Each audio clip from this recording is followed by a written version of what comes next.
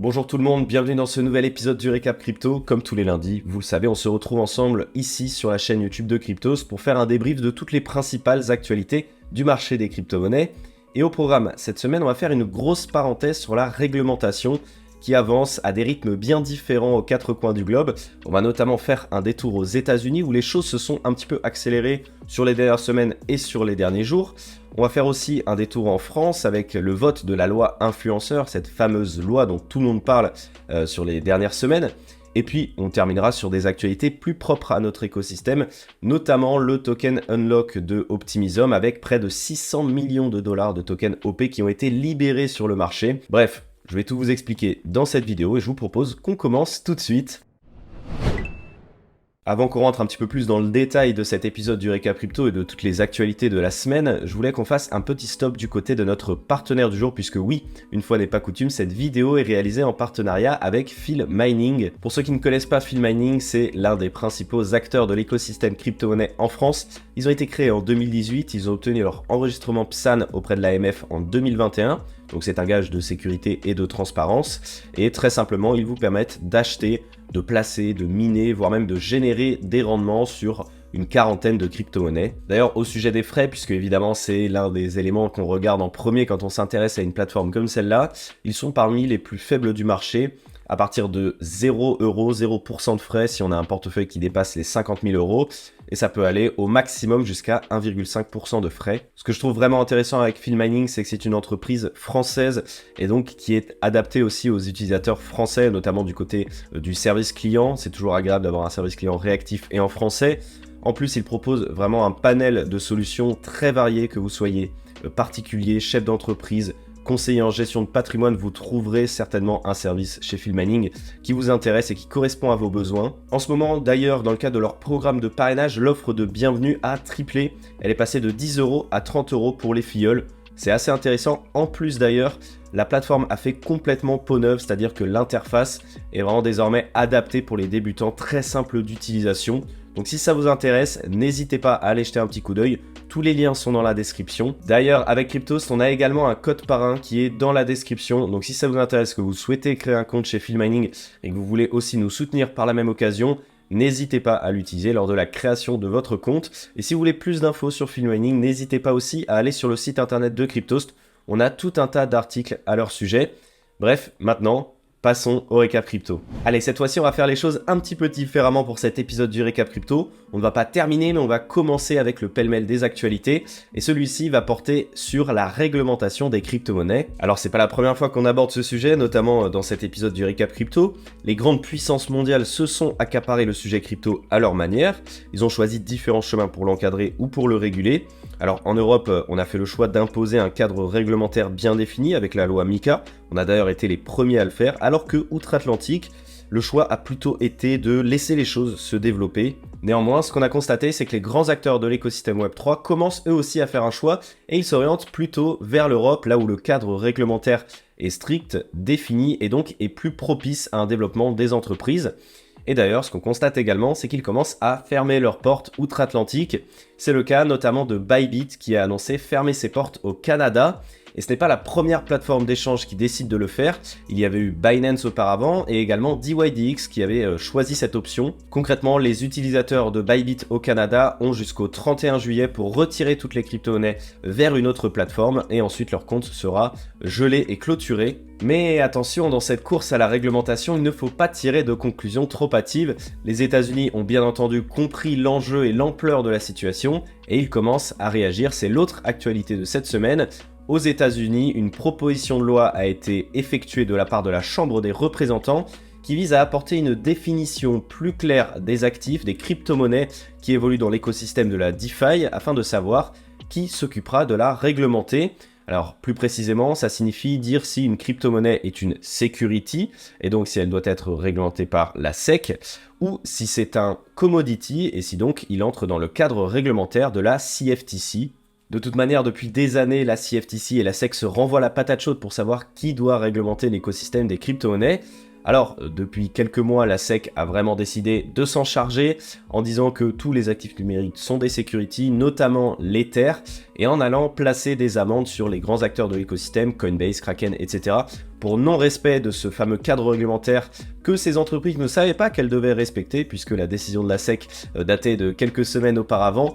Bref, une situation qui avait fait énormément débat aux États-Unis, et par le biais de cette proposition de loi, ils veulent donc revenir en arrière et essayer de placer quelque chose de strict, ne plus avoir à revivre ce genre de situation, et surtout ne pas voir les grands acteurs de l'écosystème fuir le territoire américain pour aller notamment vers l'Europe. Et en parlant d'Europe, faisons un petit détour en France pour parler de la loi influenceur. Vous savez, cette fameuse loi influenceur dont on a énormément entendu parler sur les dernières semaines. Eh bien ça y est, elle a été votée à l'Assemblée nationale sous sa version finale, c'est-à-dire sous la version telle qu'elle a été proposée par la commission mixte paritaire. Alors pour remettre un peu de contexte, et on en avait déjà parlé de toute manière dans un épisode du Récap Crypto, vous vous en souvenez très certainement, la loi influenceur telle qu'elle avait été proposée initialement avait fait énormément de bruit puisqu'elle était très handicapante pour notre écosystème et surtout elle pouvait mettre des gros bâtons dans les roues de l'industrie française des crypto-monnaies. Fort heureusement, cette loi a été peaufinée par nos responsables politiques, notamment suite aux discussions prolongées avec l'ADAN et avec certains représentants de l'écosystème crypto français, pour ne pas handicaper le développement de l'industrie du Web3, tout en encadrant évidemment, puisque c'était l'objectif initial, du mieux possible le citoyen et l'utilisateur. Concrètement, ce qu'il faut retenir, c'est qu'on a tendu vers une version plutôt positive de cette loi. D'abord, au lieu d'autoriser uniquement les entreprises agréées PSAN auprès de l'AMF, c'est-à-dire aucune, de communiquer par le biais des influenceurs, eh bien on étend aussi aux entreprises enregistrées PSAN auprès de l'AMF. D'ailleurs, ce qui est aussi intéressant, c'est que sont exclus du cadre réglementaire de cette loi toutes les entreprises qui n'ont pas vocation à être PSAN, c'est-à-dire qui ne proposent pas de services sur actifs numériques, par exemple Sorare, Ledger, etc., qui, dans la première version, n'auraient plus pu communiquer avec les influenceurs, mais qui pourront continuer de le faire désormais. On enchaîne en parlant d'Optimism, le token OP qui dégringole de 15% en l'espace de quelques jours, 600 millions de dollars de tokens OP libérés sur le marché, Optimism qui passe de la 90e place à la 40e place du classement des crypto-monnaies. Qu'est-ce qui s'est passé concrètement? Je vais tout vous expliquer. Vous savez, pour ceux qui me lisent un petit peu sur Cryptos, je parle souvent de token unlock.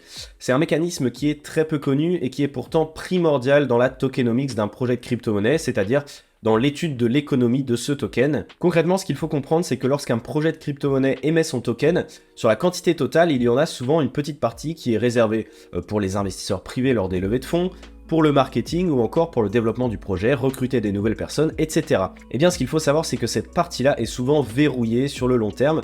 Pourquoi? Tout simplement pour éviter que, eh bien, par exemple, l'investisseur privé qui reçoit son token à un prix très faible le revende automatiquement dès le lancement public du token et que ça desserve donc évidemment le projet mais aussi la communauté.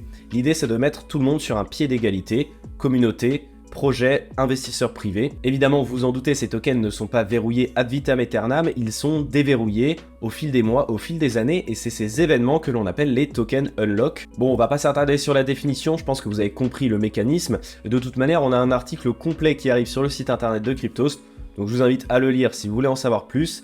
Bref, historiquement, ces tokens unlock, ils ont un impact sur la volatilité du cours de la crypto-monnaie concernée, et ça n'a évidemment pas manqué pour le OP de Optimism. En effet, on parle d'un énorme token unlock, le genre d'événement qu'on ne voit pas tous les mois. Alors qu'il y avait 335 millions d'OP en circulation, le projet a libéré 386 millions de nouveaux tokens OP. Autrement dit, on a plus que doublé la quantité totale en circulation.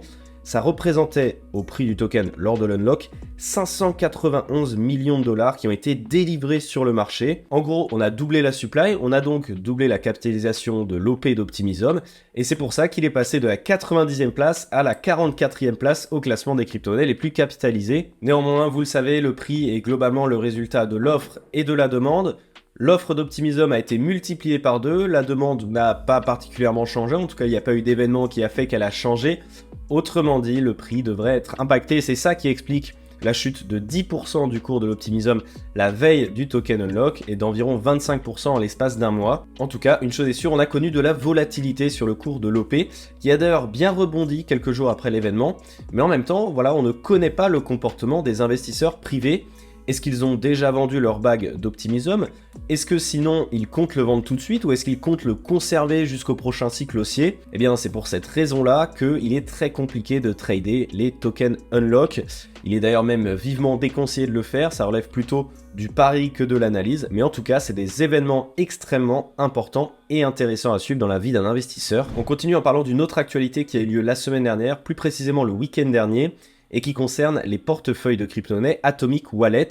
En effet, donc l'équipe d'Atomic Wallet a révélé samedi dernier que plusieurs plaintes ont été rapportées de la part d'utilisateurs qui auraient vu leurs fonds complètement disparaître sans donner vraiment plus d'informations. Et en réalité, il s'est avéré qu'il y avait en effet un hack sur le portefeuille et que de nombreux fonds d'utilisateurs ont complètement disparu sur plusieurs blockchains. Alors Atomic Wallet, c'est donc, comme son nom l'indique, un portefeuille de stockage de crypto-monnaies qui compte à peu près 5 millions d'utilisateurs et qui fonctionne comme un logiciel que l'on installe sur son ordinateur et qui permet de stocker plus de 1000 crypto-monnaies dont le Bitcoin, l'Ether, etc. Comme on n'avait pas énormément d'informations de la part de Atomic Wallet, on est allé se référer à l'analyste, le détective on-chain le plus réputé sur les réseaux sociaux, ZachXBT, qui a analysé tous les mouvements liés aux adresses des potentiels voleurs. Alors il a recensé 14 millions de dollars de fonds volés, il a estimé que le préjudice pouvait même s'élever à plus de 20 millions de dollars et qu'une seule adresse avait perdu 2,8 millions de dollars. Alors à l'heure actuelle, les circonstances précises de ces vols n'ont pas encore été élucidées. Néanmoins, ce qui est sous-entendu, c'est que les équipes d'Atomic Wallet avaient conscience de certaines failles critiques dans le protocole, mais qu'elles n'ont pas mis en place les mesures nécessaires pour les corriger. Et par exemple, il y a une page de blog qui était archivée de la société List Authority qui a été retrouvée et qui met justement en garde au sujet de gros problèmes de sécurité autour du portefeuille Atomic Wallet. Et l'un des passages de cette page archivée est sans équivoque. En raison de l'état actuel de la conception et de son implémentation, comme détaillé dans les problèmes de suggestions décrits dans notre rapport final d'audit, nous considérons qu'Atomic Wallet n'est pas suffisamment sécurisé pour protéger les actifs des utilisateurs et leurs données privées.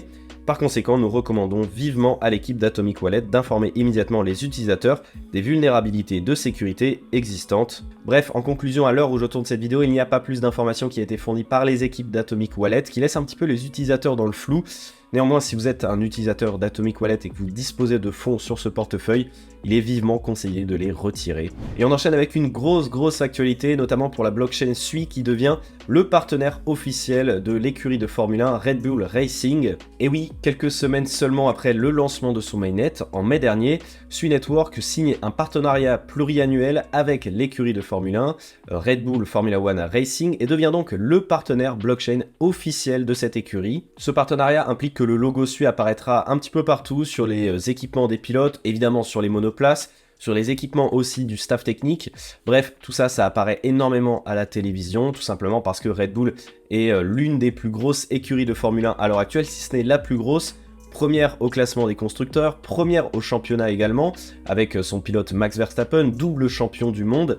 Bref, c'est une vitrine énorme pour Sui Network. En tout cas, les entreprises n'ont pas divulgué les termes de cet accord pluriannuel, que ce soit la durée ou le montant, mais en tout cas, ça s'inscrit dans une véritable tendance des entreprises du Web3 de réaliser des partenariats de sponsoring avec le monde du sport. On enchaîne avec une actualité un petit peu moins réjouissante et ça concerne la plateforme d'échange de crypto-monnaies Lightbit qui a annoncé mettre fin à ses activités. Pendant plus d'une décennie, Lightbit a bravé les marchés baissiers, s'est confronté à la concurrence face aux autres plateformes d'échange, a essayé de se conformer à la réglementation, mais tout ça, ça n'a pas suffi. Lightbit a finalement annoncé la semaine dernière mettre fin à ses activités. D'après l'entreprise, la fermeture de ses services est due à des difficultés financières qui ne permettent pas la survie de l'entreprise sur le long terme, notamment la forte diminution des frais de transaction par ses concurrents, la croissance des coûts relatifs à la régulation qui ont poussé l'entreprise au pied du mur. Évidemment, pour les investisseurs qui détiennent des actifs chez Lightbit, pas d'inquiétude, ils ont jusqu'au 28 août 2023 pour retirer tous leurs fonds et la sécurité des actifs n'est évidemment pas engagée. Voilà, c'en est tout pour les actualités de cette semaine et c'est la fin de cet épisode du Récap Crypto. J'espère qu'il vous aura plu. Si c'est le cas, n'hésitez pas à vous abonner, à mettre un like à cette vidéo et à nous mettre un petit commentaire pour nous le faire savoir. En tout cas, cet épisode a été réalisé en partenariat avec Philmining. Donc si vous êtes intéressé pour générer des rendements sur vos crypto-monnaies par le biais d'une entreprise 100% française régulée en France, un acteur majeur de notre écosystème, n'hésitez pas à aller regarder ce qui se passe du côté de Philmining. Tous les liens sont dans la description. Et puis si vous souhaitez créer un compte, n'hésitez pas à utiliser notre code parrain pour nous soutenir, ça nous fera énormément plaisir. Je vous souhaite de passer une excellente semaine et je vous donne rendez-vous lundi prochain.